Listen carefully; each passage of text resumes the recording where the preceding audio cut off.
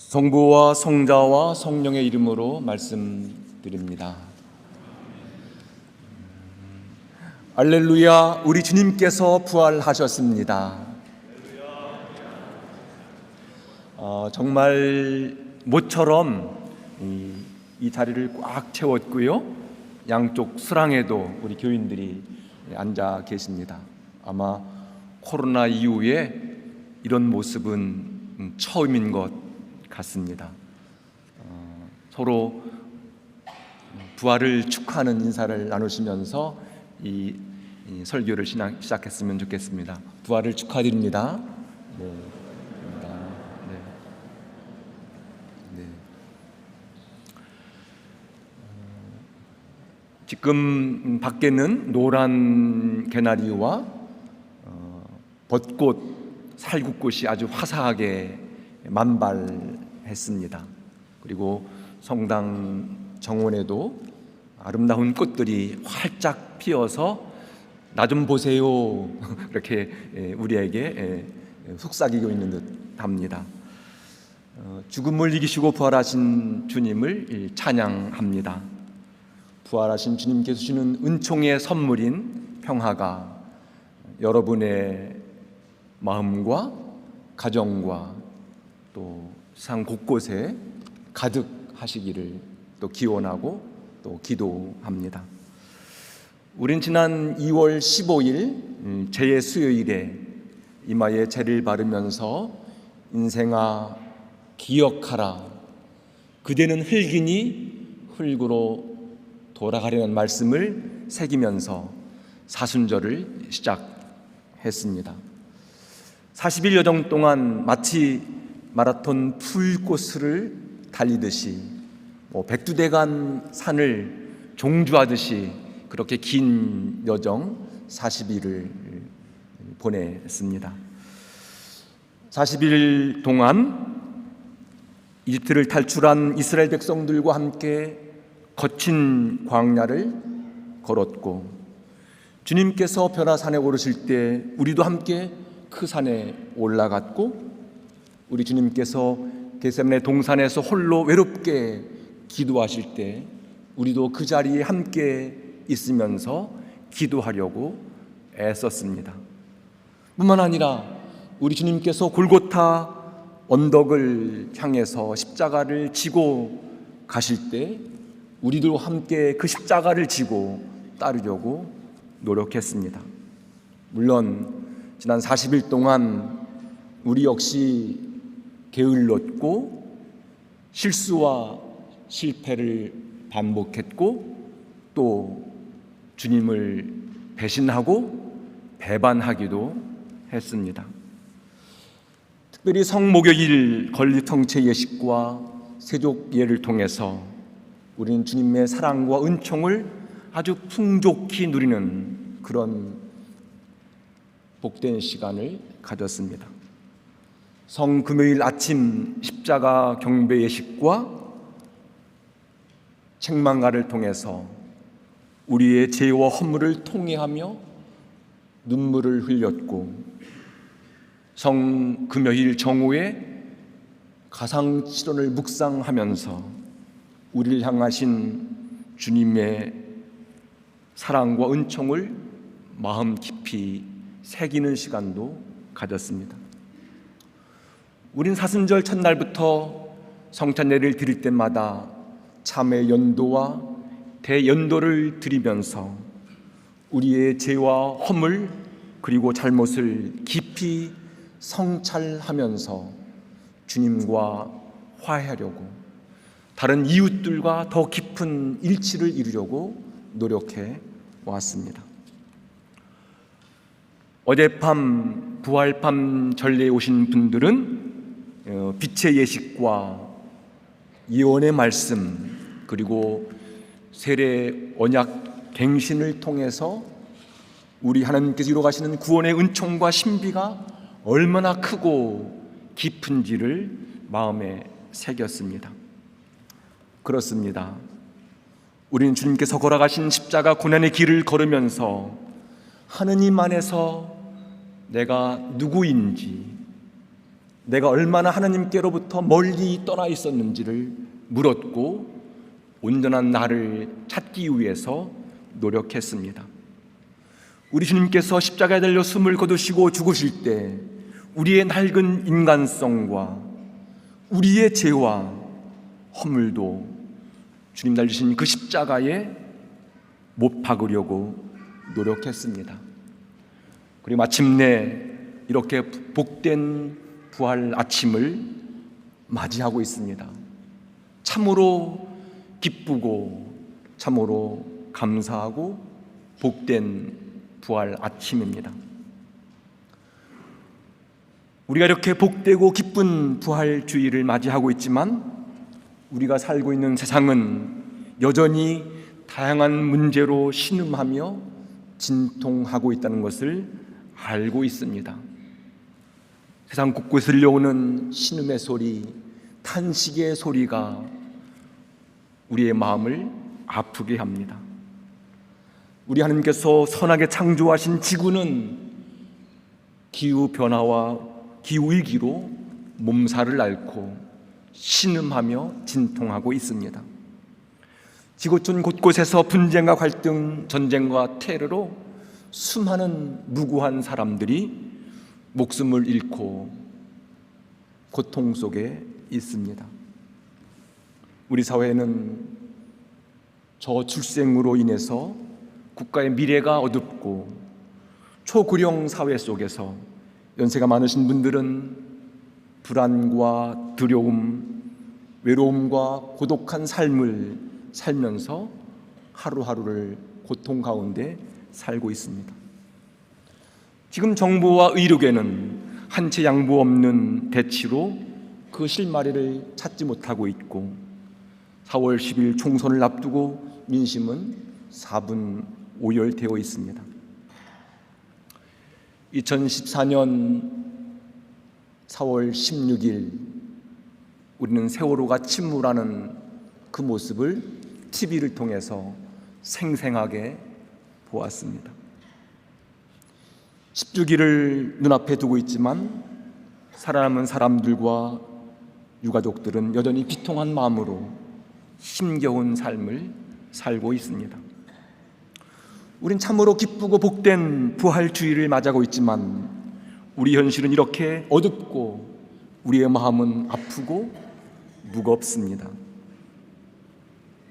이런 우리들에게 부활하신 주님께서 다가오셔서 우리를 위로해 주시고 주님의 평화를 선물로 주십니다. 부활하신 주님은 우리 아픈 마음과 상처를 치유해 주시고 회복시켜 주시기를 원하십니다.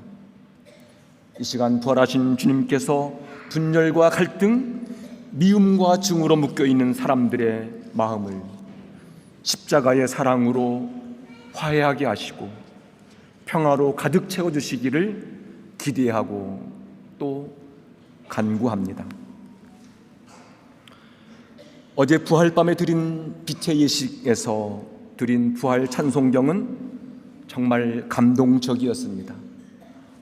아마 유튜브를 통해서도 부활 찬송경을 보신 분이 계실 텐데요. 어둠 속에서 빛나는 이 부활초의 모습이 선명하고 은혜로운 부활 찬송경이 지금 저의 귓가에 맴돌고 있습니다. 거룩하여라 이 밤이여, 악은 사라지고 죄가 씻어졌으며 죄인에게는 용서를, 우는 이에게는 기쁨을 주시며 교만과 미움을 쫓고 평화와 일치를 가져다 준 밤이로다. 복되어라 이 밤이여, 하늘과 땅이 결합되고 인간이 하느님과 화해하는 밤이로다. 거룩하신 하느님, 주님의 영광을 찬양하며 이 부활초를 봉헌하는 우리 저녁 제사를 받아주시고 이 빛이 어둠을 몰아내기까지 계속 타오르게 하소서. 이 빛이 어둠을 몰아내기까지 계속 타오르게 하소서. 이 찬송이 세상 곳곳에 울려 퍼지기를 소망합니다. 오늘 예언자 이사야는 이분이 우리 하나님이시다, 구원해 주시라 믿고 기다렸던 우리 하나님이시다, 이분이 야훼이시다, 우리가 믿고 기다리던 야훼이시다, 기뻐하고 노래하며 즐거워하자, 그가 우리를 구원하셨다고 선언합니다. 시편 시인 역시 이날은 야훼께서 내신 날 다 함께 기뻐하며 즐거워하자고 노래합니다. 우리가 오늘 한 목소리로 할렐루야를 외치며 기뻐하고 노래하며 즐거워하는 이유는 분명합니다. 주님께서 죽음의 권세를 이기시고 부활하셨기 때문입니다. 그렇습니다. 우리 주님은 십자가의 죽음으로 하느님 아버지의 크신 사랑을 가장 분명하고 확실하게 우리에게 보여주셨습니다. 하느님 아버지는 십자가를 죽으신 당신의 아들 예수를 일으켜 세워주셨습니다. 이로써 주님의 치욕의 십자가는 영광의 십자가가 되었습니다.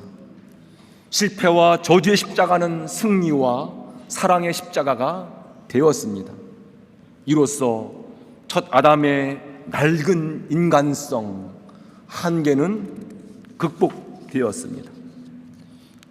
이제 우리는 거룩하신 하나님의 형상을 닮은 하나님의 자녀로 살아가는 은총, 축복을 누리게 되었습니다. 우리는 이 구원의 기쁨을 노래하고 감사하기 위해서 이렇게 한 자리에 모였습니다. 그럼 참으로 이상하고 놀랍게도 이 놀라운 부활의 첫 소식을 전했던 사람들은 12 제자가 아니라 몇몇 여인들이었다는 겁니다. 오늘 마르코 복음은 이렇게 부활 소식을 전하고 있습니다.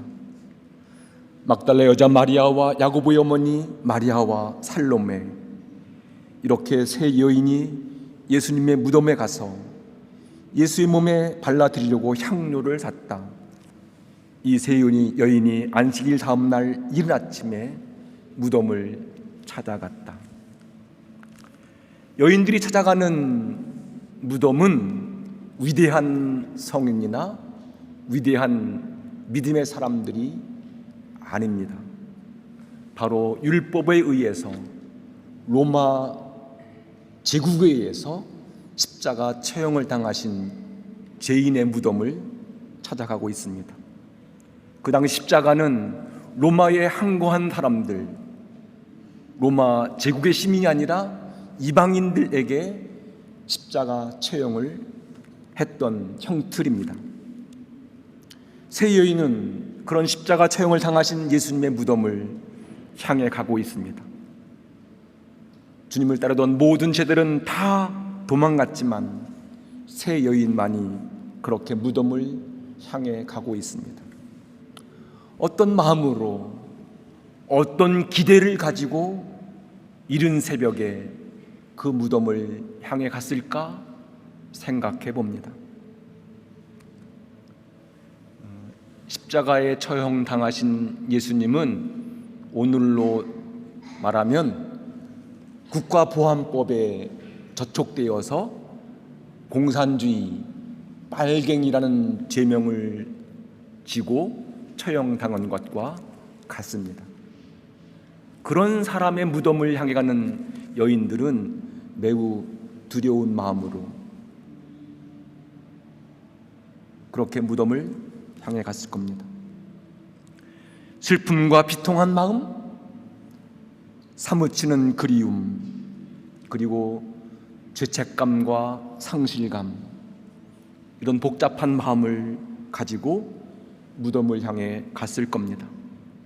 그리고 그들은 무덤을 가로막고 있는 큰 돌을 누가 채워줄 수 있을까라는 염려를 하며 갔습니다. 무덤에 다다르니 무덤을 가로막았던 큰 돌은 치워져 있었습니다. 전혀 예상하거나 기대하지 않았던 모습입니다. 우리에게 주어진 복음서를 살피면 부활의 소식은 한결같이 이런 모습으로 시작합니다. 슬픔과 절망, 두려움에 떨고 있던 사람들에게 부활하신 주님께서 다가오시어 그들을 위로해 주시고 염려하지 말라고 하시고 당신의 평화를 선물로 주십니다. 제자들은 두려움과 의심과 염려와 불안으로 떨고 있었지만 부활하신 주님을 만남으로 점차 의심에서 확신으로, 두려움에서 평화로 변화되어 갑니다. 그리고 그들의 어두웠던 눈은 밝아지고 비로소 부활하신 주님의 현존을 보게 되었고, 부활하신 주님을 통해서 새로운 소명을 받고 새로운 인생길을 걸어갑니다. 이 사건은 2000년 전 사건이지만 여전히 믿음 안에 살아가는 사람들에게는 오늘의 사건이기도 합니다. 부활의 은총과 신비는 끊임없이 우리 모두를 새로운 믿음의 삶으로 초대하시고 새로운 소명의 삶으로 우리를 파송하십니다. 그렇습니다. 부활하신 주님을 만난 사람들은 이제 저마다 홀로 살지 아니하고 부활하신 주님을 중심으로 거룩한 친교와 일치를 이루어서 새로운 믿음의 공동체, 신앙의 공동체를 이루었습니다. 이 은총으로 주님의 교회는 2000년 역사를 이어올 수 있었습니다. 세례를 받아 하나님의 자녀가 된 우리 역시 부활하신 그리스도의 몸인 교회 일치를, 지체를 이루고 있습니다. 그리스도의 몸을 이루고 있는 교회의 지체인 우리는 이제 우리의 생각과 우리의 뜻과 우리의 목표로 사는 사람들이 아니라 성령의 인도를 따라 주님께서 원하시는 그 믿음의 길을 걸어가는 믿음의 사람들입니다. 우리 교회는 이 세상 한가운데서 참된 구원의 빛을 밝히면서 하나님의 생명과 진리, 자유와 해방을 선포하는 부활의 공동체입니다. 그러므로 부활의 공동체인 교회의 역할과 사명은 매우 분명합니다. 교회는 우리 주님께서 주신 소명을 따라서 서로 사랑하며 평화를 이루고 그리고 참된 정의를 세우는 공동체입니다. 대한성교의 모든 신자와 교회가 이 부활의 은총과 기쁨으로 거룩한 공동체로 다시 태어나기를 기대하고 또 기도합니다. 죽음을 이기시고 부활하신 주님께서 오늘 우리들에게 두려워하지 말라, 염려하지 말라 그렇게 말씀하시면서 세상에 나가서 내가 주는 평화로 세상을 평화롭게 만들어가라고 말씀하십니다. 우리 모두는 이제 부활의 증인으로 세상에 파송됩니다. 그런 의미에서 다 함께 큰 소리로 우리 부활의 기쁜 소식을 나눴으면 좋겠습니다. 알렐루야, 우리 주님께서 부활하셨습니다. 저 바깥에서 시끄럽게 하는 사람들에게 들릴 수 있도록 더 크게 알렐루야, 우리 주님께서 부활하셨습니다. 성부와 성자와 성령의 이름으로 말씀드렸습니다.